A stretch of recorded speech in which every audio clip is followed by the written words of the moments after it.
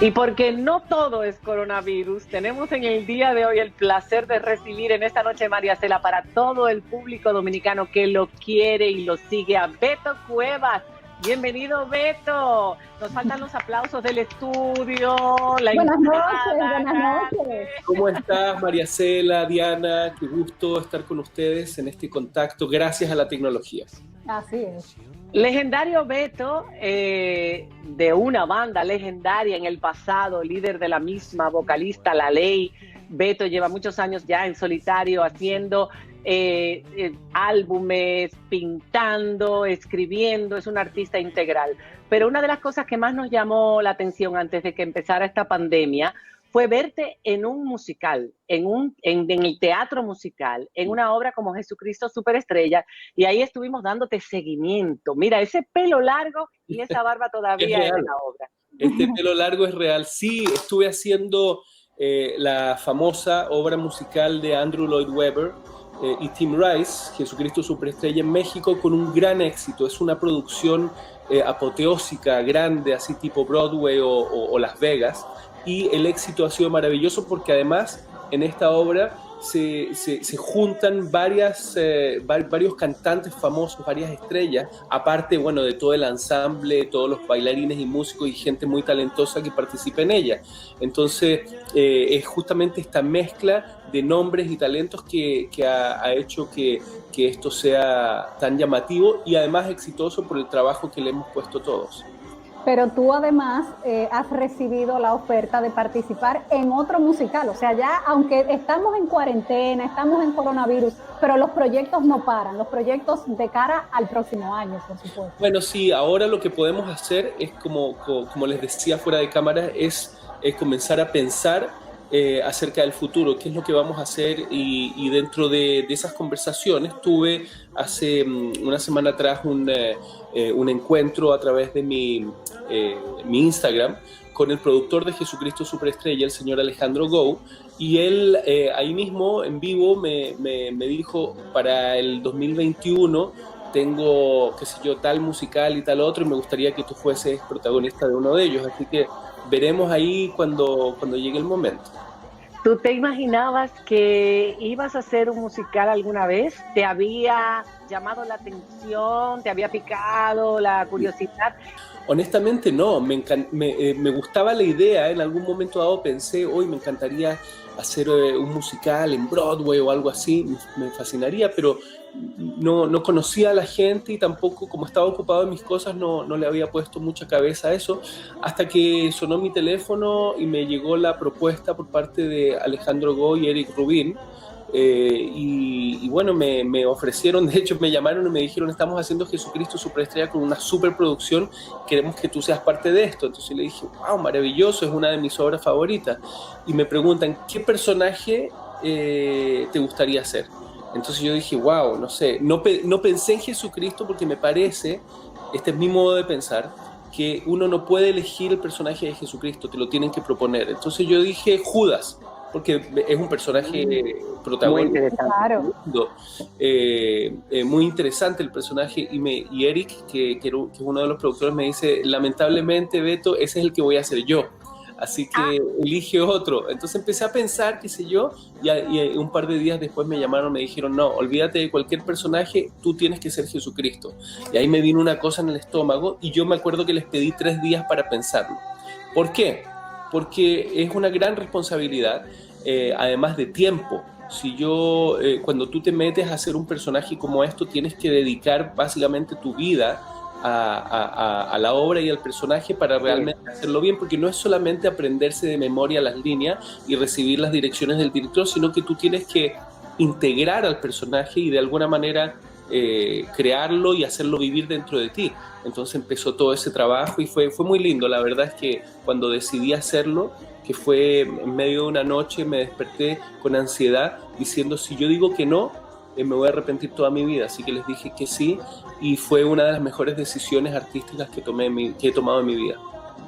Un personaje, perdón, que hay que conocerlo muy bien, porque además es el personaje quizás más importante, o alguien que marcó la humanidad en un antes y un después, y que para millones de personas no es un personaje, es el Hijo de Dios. Es decir, es un tema delicado. Yo recuerdo cuando la obra salió, al principio el musical, y luego hicieron la película, pues las iglesias estaban, ¿cómo es posible que pongan a Jesucristo con rock y todo esto? Sin embargo, esa película que fue a la que tuvimos acceso, esa juventud, acercó a muchos jóvenes a la figura de Jesucristo, la hizo más accesible, más humana, más como nosotros.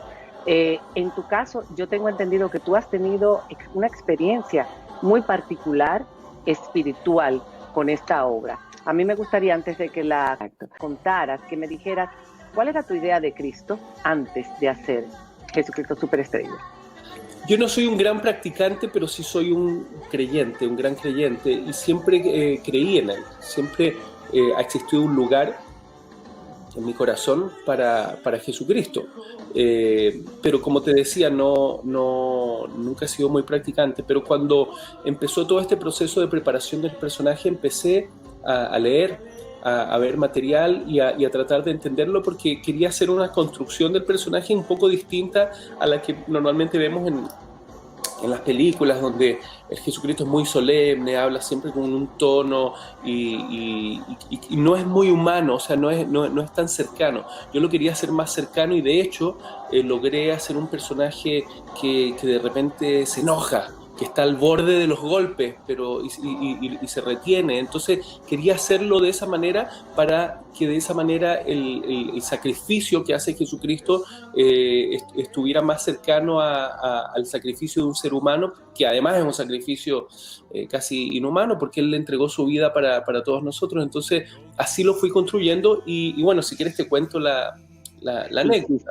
Sí. Óyeme, pero Cristo se enojó aquella vez que entró al templo.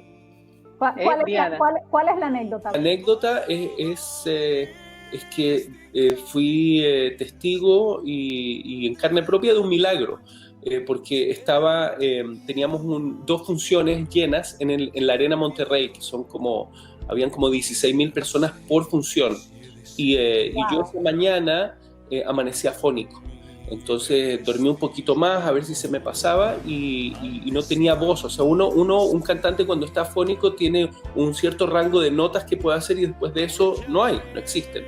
Entonces le dije al productor, no voy a poder cantar hoy, van a tener que poner al reemplazo, porque me dice, Beto, estás loco, tenemos 2 arenas Monterrey llenas que quieren ver a todo el elenco, o sea, no puedes no estar. Entonces me consiguieron, era un sábado, un otorrinolaringólogo, lo fuimos a ver, me revisó y me dijo, wow, tienes completamente inflamado y tienes un show en 3 horas más, entonces yo te puedo dar algo, pero no te puedo asegurar de que vayas a poder cantar, así que pide apoyo, ayuda a tus compañeros.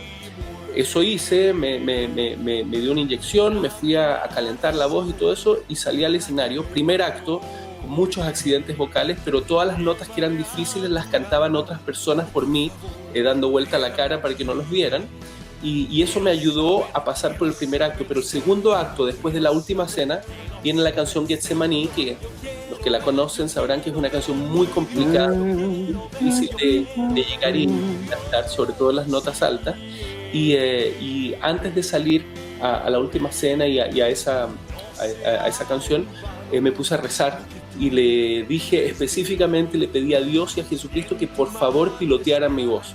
Le dije, yo no puedo, necesito que piloteen mi voz. Y lo fui a hacer y no salí con, desconfiado, salí con mucha fe. La cosa es que empiezo a cantar Getsemaní y cuando llegan esas notas altas que yo sabía que físicamente no podía, se me abre esto y yo lo sentí. Entonces no es algo que me pueden contar, yo lo viví. Y se me abrió todo y me salió una voz tan potente como nunca, ni siquiera cuando he estado bien. Una potencia, parecían trompetas mi voz. Y claramente me emocioné porque estaba dándome cuenta y estaba teniendo el regalo de la prueba de que existe algo que está siempre con nosotros y que nunca nos deja. Entonces a la única persona que le pude contar en ese momento, muy emocionado, fue a mi maquilladora, entre una escena y otra. Pues ahí se nació algo en mí que no tenía, que es una fe reforzada que sigo llevando conmigo siempre, así que me siento afortunado de haber podido vivir esa experiencia. Wow, o sea, después de constatar y sentirlo en tus carnes, que hay algo superior, uno cambia. Tú tenías que haber cambiado, me imagino que habrás cambiado después de esa experiencia, de esa obra en general, de todas esas presentaciones y después de esta pandemia.